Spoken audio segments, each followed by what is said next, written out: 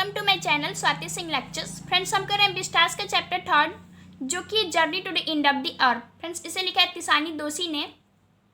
Friends, हम कर रहे हैं इसका शॉर्ट आंसर टाइप क्वेश्चन और क्वेश्चन नंबर 6 तक हमने ऑलरेडी कंप्लीट कर लिया है। तो अगर आपने वीडियो नहीं देखी तो प्लेलिस्ट पर हम वीडियो चेक कर सकते हैं। चलिए हम आज का वीडियो लेक्चर शुरू करते हैं। So let's start. तो फ्रेंड्स, हमारा क्वेश्चन नंबर 7 है, what does one feel in Antarctica, यानी अंटार्कटिका में कोई क्या महसूस करता है। तो आप जानते हैं कि अंटार्कटिका कैसी जगह है, बहुत ही ठंडी जगह है। तो वहाँ पे जाकर कोई कैसा महसूस करेगा, बहुत ठंडा महसूस करेगा। ठीक है, आगे आपका how is it capture visually, और उसे दृष्टिगत रूप से कैसे ग्रहण किया जा सकता है। इसका क्या मतलब हुआ, तो समझिए क्या ये रहा है कि हम अगर वहाँ पे जाएंगे तो हम क्या चीज़ देखेंगे, क्या चीज़। अब जाएंगे हम अंटार्कटिका, को पूछेगा कि तुमने अंटार्कटिका में क्या देखा, तो हम उसको क्या देख कर आएंगे कि उसे बताएंगे। तो हम वहाँ पे क्या देखेंगे, भाई बर्फीली जगह है वो। अंटार्कटिका कैसी जगह है, बहुत ही ठंडी जगह है। वहाँ पे हमेशा बर्फ गिरती रहेगी, हमेशा आप जाएंगे तो वहाँ पे क्या गिरती रहती है, बर्फ गिरती रहती है। तो आप आके ही तो बताएंगे ना कि बहुत ही बर्फीली जगह है, वहाँ पे हमेशा बर्फ गिरती रहती है। ठीक है, तो हम ये चीज़ कैप्चर करेंगे। चलिए हम इसका आंसर देख लेते हैं। तो फ्रेंड्स, ये है इसका आंसर। आप इसमें लिखेंगे one feel cold in Antarctica because 90% of the earth total ice volume are stay here, यानी अंटार्कटिका में कोई भी बहुत ठंडा फील करेगा। क्यों? क्योंकि 90% जो अंटार्कटिका की जो धरती है उसका 90% क्या हुआ है, बर्फ से ढका हुआ है। तो जिस धरती पे 90% क्या हो, सिर्फ बर्फ ही बर्फ हो, तो वहाँ पे कोई गर्मी तो महसूस कर नहीं सकता है। वहाँ पे कोई कैसा महसूस करेगा, ठंडा महसूस करेगा। क्वेश्चन में आपको ये भी पूछा रहता है कि how is it capture visually. तो आप उसमें लिखेंगे इन अंटार्कटिका, इन अंटार्कटिका में the visual scale range from the microscopic to the mighty midget and mites to the blue whale and iceberg as big as country। तो समझिए क्या कह रहा है। सबसे पहले समझ लीजिए मिडगेट्स मतलब होता है बहुत छोटा चित्र, यानी कि अंटार्कटिका में कोई क्या चीज़ कैसे क्या मतलब देख सकता है, क्या दृष्टिगत रूप में ग्रहण कर सकता है। तो अंटार्कटिका में क्या है देखने के लिए, बहुत छोटा चीज़ लेकर माइक्रोस्कोपिक, यानी कि जिसे हम माइक्रोस्कोपिक क्या होता है, जिसे हम सूक्ष्मदर्शी से देखते हैं, यानी कि इतनी छोटी चीज़ें जिसे हम सूक्ष्मदर्शी से देख सकते हैं, वैसी चीज़ों से लेकर ब्लू व्हेल, आइसबर्ग, जितनी बड़ी बड़ी चीज़ें भी हैं वहाँ पे देखने के लिए। Iceberg as big as country, iceberg मतलब क्या होता है, हिमशिला, यानी बर्फ का पहाड़। बर्फ का पहाड़ इतना बड़ा है जिसे मानो कि कोई कंट्री हो। ठीक है, यानी कि और माइक्रोस्कोपिक चीज़ें क्या है वहाँ पे, यानी कि बर्फ क्या होता है, बहुत छोटे छोटे कलर से मिलकर बना होता है। तो हम बहुत छोटे कलर हैं जिसे माइक्रोस्कोप से देखेंगे, और ब्लू व्हेल है, आइसबर्ग हैं जो कि बहुत बड़ी हैं। तो यही चीज़ तो हम जाके देखेंगे ना वहाँ पे, कि वहाँ पे बहुत छोटी चीज़ भी हैं, बहुत बड़ी चीज़ भी हैं। ठीक है, आई होप आपको क्लियर हो गया होगा। अब हम चलते हैं अपने नेक्स्ट क्वेश्चन पे। तो फ्रेंड्स, हमारा क्वेश्चन नंबर 8 है। पहली बात तो हम बता दें आपको, अगर कोई भी डाउट हो तो आप हमें कमेंट कर सकते हैं। चलिए अपना क्वेश्चन नंबर 8 देखते हैं। तो फ्रेंड्स, हमारा क्वेश्चन नंबर 8 है, what is the achievement of human being during the duration of 12,000 year, यानी 12 वर्षों के अंदर, 12,000 सालों के अंदर जो ह्यूमन बींग्स है, यानी जो इंसान है, उन्होंने क्या अचीव किया इस धरती पे। तो चलिए हम देख लेते हैं क्या अचीव किया है। तो फ्रेंड्स, ये है इसका आंसर। आप इसमें लिखेंगे human being created quite a रुक्स इशिंग over dominance over nature with over village, town, city, mega cities during the duration of 12,000 year, यानी कि समझिए क्या कह रहा है कि महज 12,000 वर्षों में जो इंसान है वो क्या होगा, इस धरती पे अपने एक तरह से अधिकार कब्जा कर लिया है। किस तरह से, क्या है, यहाँ पर विलेज बना दिया है, टाउन बना दिया है, सिटीज़ बना दिया है, मेगा सिटीज़ बना दिया, और ये सब चीज़ें भर दिया इस धरती पे। और इस तरह से धरती पे क्या किया है, अचीव किया है। किस तरह से अचीव किया है, गांव बना के, कस्बा बना के, शहर बना के, मेगा सिटीज़ बना के, ये सब तो हमने अचीव किया है ना इतने वर्षों में। तो आई होप आपको क्लियर हो गया होगा। अब हम चलते हैं अपने नेक्स्ट क्वेश्चन पे। तो फ्रेंड्स, हमारा क्वेश्चन नंबर 9 है, how can we study and examine the earth past, present and future, यानी हम किस तरह से पृथ्वी के पास्ट, प्रेजेंट और फ्यूचर के बारे में जान सकते हैं। ठीक है, how Antarctica play a significant role in it, और अंटार्कटिका जो जगह है वो इस चीज़ में कैसे अपनी महत्वपूर्ण भूमिका अदा करती है, यानी कि हम अंटार्कटिका जाकर किस तरह से इन चीज़ों को समझ सकते हैं, या फिर हम कैसे पृथ्वी के भूतकाल के बारे में, भविष्य के बारे में, प्रेजेंट के बारे में हम कैसे जान सकते हैं। ठीक है, हमें ये बताना है। तो चलिए हम इसका आंसर देख लेते हैं। तो फ्रेंड्स, ये रहा इसका आंसर। आप इसमें लिखेंगे by visiting the Antarctica we can understand the earth past, present and future, यानी अंटार्कटिका को देखकर, अंटार्कटिका का भ्रमण करके, अंटार्कटिका में जाकर हम पृथ्वी के पास्ट, प्रेजेंट और फ्यूचर को समझ सकते हैं। बिकॉज क्योंकि तो जानेंगे ना क्यों हमें जाना चाहिए अंटार्कटिका, पृथ्वी के पास्ट, प्रेजेंट और फ्यूचर को समझने के लिए। धरती पे घूमने लायक तो बहुत अच्छी जगह है, फिर हम उस जगह पे क्यों जाएं जहाँ पे 90% बर्फ ही बर्फ है। हमें क्यों जाना चाहिए अंटार्कटिका में, पृथ्वी के पास्ट, प्रेजेंट और फ्यूचर को समझने के लिए। Because It holds in its ice cores 500,000-year-old carbon record trapped in its layer of ice, which will help us to study climatic change by global warming. यानी कि समझिए क्या कह रहा है, क्योंकि यहाँ की जो धरती है वो क्या था, बहुत साल पहले क्या था, कार्बन से भरा हुआ था, लेकिन अब क्या है, पूरी धरती क्या हो गई है, आइस से भर गई है. जहाँ तक आपकी दूर दूर तक नजर जाएगी अंटार्कटिका में सिर्फ आपको बर्फ ही बर्फ दिखेगा. तो जब आप वहाँ पे जाएंगे तो आप क्लाइमेटिक चेंज हो रहा है, जो जलवायु जो है हमारा, जो परिवर्तन हो रहा है, उसको आप स्टडी कर पाएंगे और किस तरह से वो हमें हार्म पहुँचा रहा है वो भी आप समझ पाएंगे. So Antarctica play a significant role on it. इसीलिए अंटार्कटिका जो क्या है, पृथ्वी के भूत भविष्य और वर्तमान को समझने में एक महत्वपूर्ण भूमिका अदा करती है. वो इन्हीं को समझाएगी. अंटार्कटिका में जाकर आपको ये एहसास होगा कि किस तरह से हम धीरे धीरे विनाश की तरफ पहुँच रहे हैं. एक समय ऐसा था जब अंटार्कटिका और इंडिया दोनों एक ही पार्ट हुआ करते थे. आपने चैप्टर में पढ़ा था कि अंटार्कटिका और इंडिया एक समय ऐसा था कि जब दोनों एक ही पार्ट हुआ करते थे, लेकिन क्या आज दोनों में कितना ज़्यादा डिफरेंस है. यानी क्या हो रहा है, धीरे धीरे क्या हो रहा है, बहुत सारे चेंजेस आ रहे हैं. आज अंटार्कटिका का ये हाल है कि वहाँ पे कोई भी इंसान एडजस्ट नहीं कर सकता, वहाँ पे इंसान रह नहीं सकते हैं, क्योंकि बहुत ज़्यादा ठंडी पड़ती है. तो वहाँ पे जाके जो क्लाइमेटिक चेंज हो रहा है उसे हम समझ सकते हैं, जो ग्लोबल वार्मिंग हो रही है उसे हम समझ सकते हैं कि किस तरह से हम धरती को इतना नुकसान पहुँचा रहा है. इतने ज़्यादा पॉल्यूशन हो रहा है और बहुत सारे नुकसान पहुँच रहे हैं धरती को, जिसकी वजह से क्या है, क्लाइमेटिक चेंज हो रहा है और इससे पृथ्वी को क्या है, बहुत ज़्यादा नुकसान पहुँच रहा है. और इसी चीज़ को कौन दर्शाता है, अंटार्कटिका दर्शाता है. इसलिए हम अंटार्कटिका जाकर पृथ्वी के पास्ट, प्रेजेंट और फ्यूचर को समझ सकते हैं. ठीक है, तो आई होप आपको क्लियर हो गया होगा. अब हम चलते हैं अपने नेक्स्ट क्वेश्चन पे.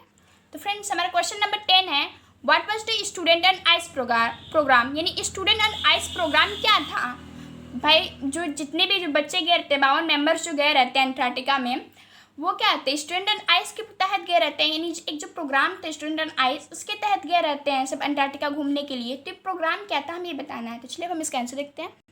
तो फ्रेंड्स ये रहा इसका आंसर. आप इसमें लिखेंगे, student and ice is a programme which provide the student an ample opportunity to understand Antarctica continent.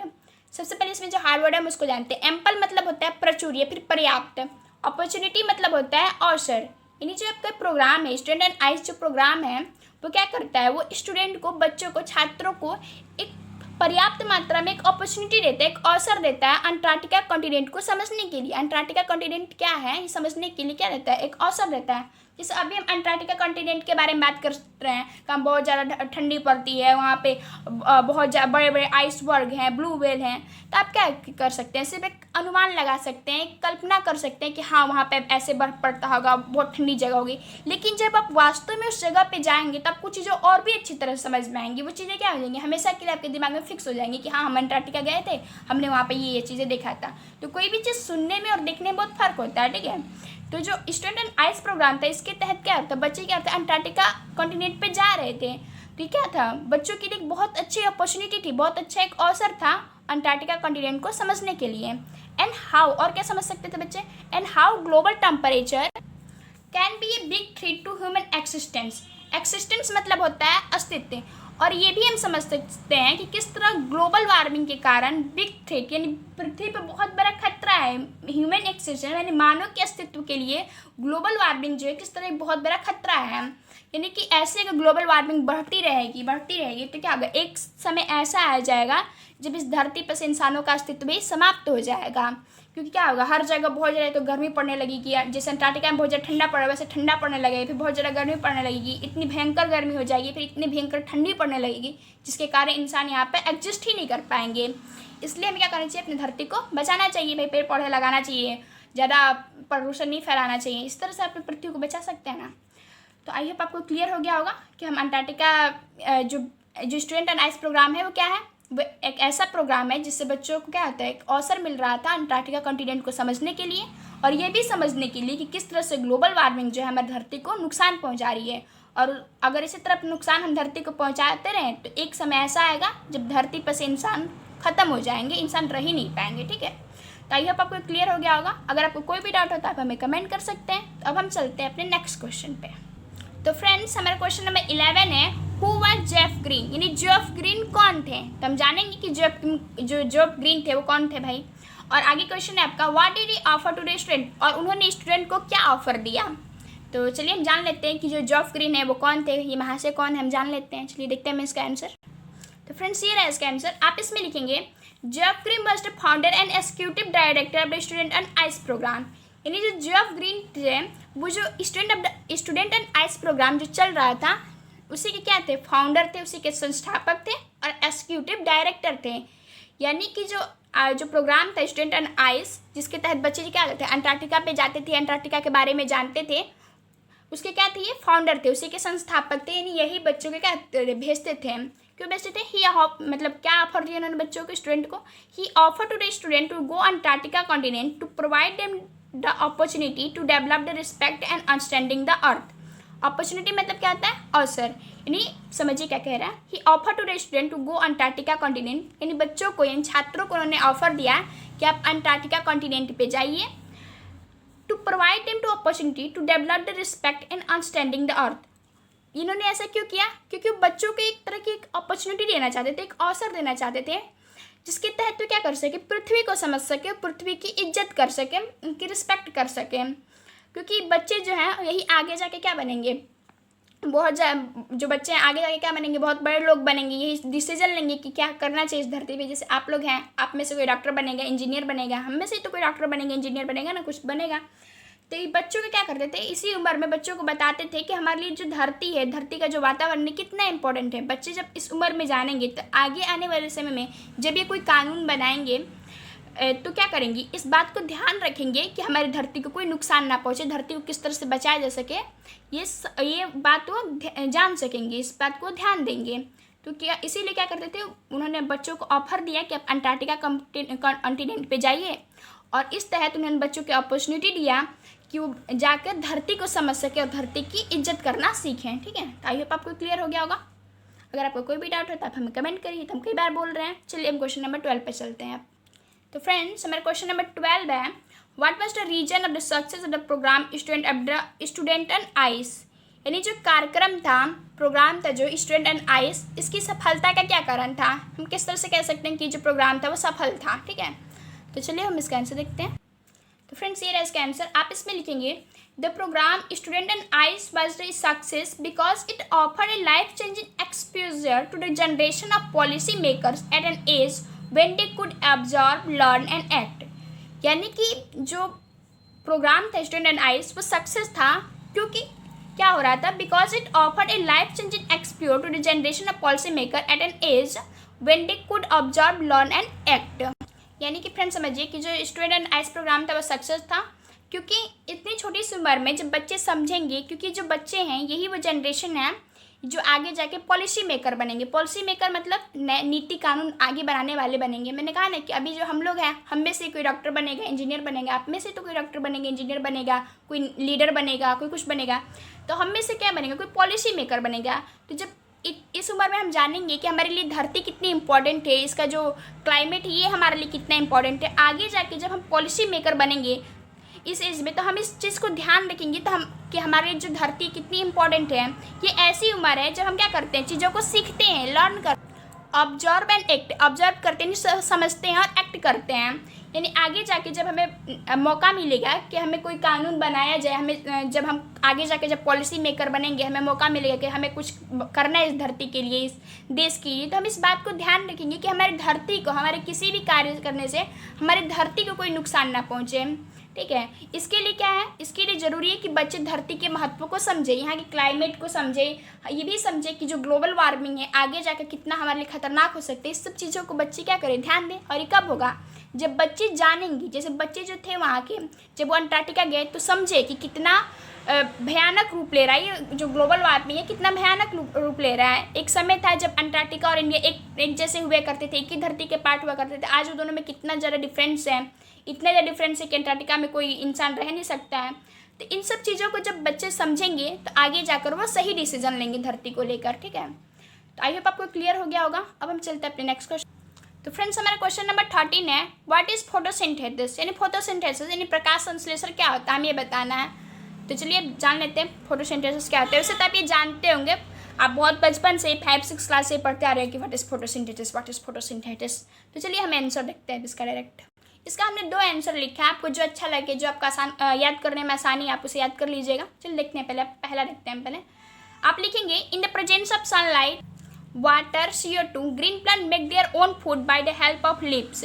यानी कि सूर्य के प्रकाश की उपस्थिति में, पानी की उपस्थिति में और कार्बन डाइऑक्साइड की उपस्थिति में, यानी कि सूर्य के प्रकाश, पानी और कार्बन डाइऑक्साइड की उपस्थिति में जो ग्रीन प्लांट होते हैं, हरे पौधे जो होते हैं, वो अपना भोजन स्वयं बनाते हैं पत्तियों की सहायता से। और इसी प्रोसेस को हम क्या कहते हैं? Photosynthesis. This process is called photosynthesis. और यही जो प्रक्रिया है, यानी पौधों का खुद से भोजन बनाने की प्रक्रिया जो क्या कहलाती है? फोटोसिंथेसिस कहलाती है। नेक्स्ट इसका डेफिनेशन आप क्या लिख सकते हैं? आपकी मर्जी, जो मन करे वो आप वो लिख सकते हैं, जो मन करे आप वो याद कर सकते हैं। नेक्स्ट आप क्या लिखेंगे? The process by which green plant turn CO2 and water into food using energy from sunlight is called photosynthesis. Same बात है, बस बोलने का तरीका अलग है। यानी कि जो फोटोसिंथेसिस है वो ऐसी प्रक्रिया है जिसमें जो हरे पौधे होते हैं वो CO2, वाटर, इन सब का हेल्प करके, इन सब की मदद से अपने लिए क्या करते हैं? भोजन तैयार करते हैं। सनलाइट सबसे मिला के क्या करते हैं? अपने भोजन तैयार करते हैं, जो इनको क्या करती है? पौधों का एनर्जी देती है। और यही जो प्रक्रिया क्या कहलाती है? फोटोसिंथेसिस कहलाती है। दोनों बात एक ही है, बस कहने का तरीका अलग अलग है। आपको जो पसंद है आप वो याद कर लीजिएगा, ठीक है। अब हम चलते हैं अपने नेक्स्ट क्वेश्चन पे। तो फ्रेंड्स, हमारा क्वेश्चन नंबर 14 है, व्हाट डिड द सोलाक्सकी the vessel manage when they reached it 65.55 degree south. यानी समझिए, जो सोलाक्सकी था, सोलाक्सकी क्या था? एक जलयान था। जलयान क्या होता है? मैंने आपको बताया था, पानी का जहाज होता है जिसके द्वारा उन लोग अंटार्कटिका गए थे। जब सोलाक्सी जो था, जो पानी का जहाज था, जो जलयान था, जब वो 65.55 डिग्री साउथ पे पहुंचा तो उसने किस प्रकार का पथ प्रदर्शन किया? हमें ये बताना है। क्या हुआ फिर जब वो गया 65.55 डिग्री साउथ पे जब पहुंचा, तो फिर सोलाक्सी जलयान के साथ क्या हुआ?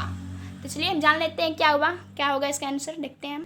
तो फ्रेंड्स, ये रहा इसका आंसर। आप इसमें लिखेंगे, when it reached at 65.55 degree south, the Solaksky had managed to wedge herself into a thick white scratch of the ice between the peninsula and Tadpole Island। तो समझिए, अब देखिए क्या हुआ। यानी जो सोलाक्सकी था, जब वो 65.55 डिग्री साउथ पहुंचा तो क्या हुआ? वो क्या हुआ कि बर्फ था, पेनिनसुला जो बर्फ थी, पेनिनसुला क्या होता है? पेनिनसुला मतलब होता है प्रायद्वीप, जो क्या होता है? बर्फ से बना हुआ था।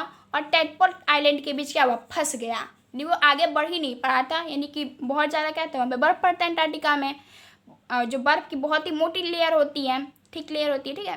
तो उसके बीच क्या हो गया? जाके वो फंस गया। अब वो आगे बढ़ ही नहीं पा रहा था, यानी उसने कोई पथ प्रदर्शन नहीं किया, उसने वहीं पे जाके वो रुक गया। उसके बाद से क्या हुआ था? आप जब कहानी पढ़े थे, जब आपने ये चैप्टर पढ़ा था, तो आपने जानता है कि आगे से उन्हें क्या होता है? उन्हें पैदल ही रास्ता तय करना पड़ा था। तो इन्हें आप ये लिखेंगे कि वो जाके क्या हुआ था? पेनिनसुला और टैडपोल आइलैंड के बीच जाके क्या हुआ था? फंस गया था। दोनों बर्फों के बीच जाके क्या हुआ था? फंस गया था। सिंपल, ठीक है। तो आई होप आपको क्लियर हो गया होगा। अब हम चलते हैं अपने नेक्स्ट क्वेश्चन। तो फ्रेंड्स, हमारा क्वेश्चन नंबर 15 है, और जो कि लास्ट क्वेश्चन है हमारा, वो है, how many member reached at Antarctica and what did they found there. यानी अंटार्कटिका में कुल कितने लोग पहुंचे और उन्होंने वहाँ पर क्या देखा? तो भाई, अंटार्कटिका जैसे ठंडी भी जगह पे लोग बर्फ ही ना देखेंगे और क्या देखेंगे? तो चलिए हम इसका आंसर देख लेते हैं। तो फ्रेंड्स, ये रहा इसका छोटा सा प्यारा सा आंसर। आप इसमें लिखेंगे, 52 member reached at Antarctica and they found a metre thick ice pack and underneath that 180 metre of living breathing salt water. यानी 52 मेंबर, जो 52 सदस्य क्या थे, अंटार्कटिका गए थे और वहाँ पे क्या देखा उन्होंने? बहुत मोटे मोटे क्या देखे? बर्फ़ के टुकड़े देखे, बहुत बर्फ़ देखा वहाँ पे। और 180 मीटर नीचे क्या देखा? Living breathing salt water. यानी क्या था? ऊपर क्या था? पूरा बर्फ़ जमा हुआ था, और बर्फ़ से 180 मीटर नीचे क्या था? साल्ट वाटर, यानी कि नमकीन पानी था, समुद्र का पानी था। यानी समुद्र के ऊपर भी क्या हो गया था? पूरा बर्फ़ जम गया था। यानी बर्फ़ से 180 मीटर नीचे, सोचिए 180 मीटर नीचे क्या था? पानी था। सोचिए कितना मेहनत से पानी वहाँ पे निकलता होगा, अगर लेकर नहीं जाओ तो पता चलेगा इंसान बिना पानी के ही मर जाएगा। 180 मीटर नीचे खोदते खोदते पता चलेगा मर जाएगा वो बिना पानी के। तो ये समझ लीजिए कि अंटार्कटिका में कुल कितने लोग पहुँचे? 52 लोग पहुँचे थे, 52 मेंबर गए थे। और वहाँ पर उन्होंने क्या देखा? आइस देखा। भाई, बर्फीली जगह पे जाएंगे तो बर्फ ही देखेंगे, बर्फ देखा। और 180 मीटर नीचे क्या देखा उन्होंने? पानी को पाया। कि जाना ही है कि 180 मीटर, जिस बर्फ पे हम चल रहे हैं उसके 180 मीटर नीचे क्या है? पानी है। और ये सब चीज़ें उन्होंने देखा, ठीक है। आई होप आपको क्लियर हो गया होगा।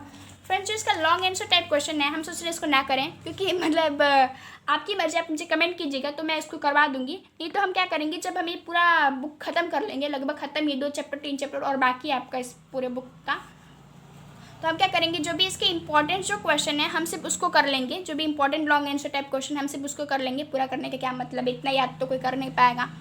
तो आप मुझे कमेंट कीजिए। अगर आप कमेंट करेंगे तो हम इसका लॉन्ग आंसर टाइप क्वेश्चन करवाएंगे, नहीं तो हम अगले चैप्टर में बढ़ जाएंगे और फिर बाद में जो भी important long answer type question है हम सिर्फ उसको करवा देंगे। तो आप मुझे कमेंट कीजिएगा और आपको ये वीडियो कैसी लगी भी मुझे कमेंट सेक्शन में ज़रूर बताइएगा। और ज़्यादा से ज़्यादा इस वीडियो को शेयर करें अपने दोस्तों तक और लाइक करें, कमेंट करें। Thanks for watching this video.